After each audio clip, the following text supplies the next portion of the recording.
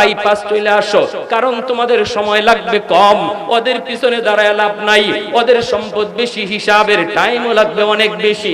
এজন্য গরিব মানুষগুলি বাইপাস আল্লাহর সামনে চলে আসবে, আর অল্প কথায় অল্প টাইমে হিসাব দিয়া, সম্পদের হিসাব দিয়া ধনীর 1 বছর 2 বছর নয়, নবী বলেন মিনিমাম 500 বছর আগে জান্নাতে যাবে।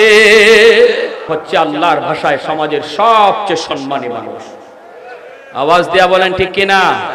এটা আমি মৌলবীর কথা না, আমার কথা হইলে আপনি বলতেন হুজুর কথাটা মানি না, এটা আল্লাহর কথা।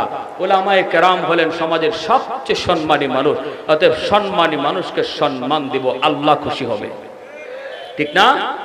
সম্মানী মানুষকে সম্মান দিব, ইজ্জতওয়ালা মানুষকে ইজ্জত দিব।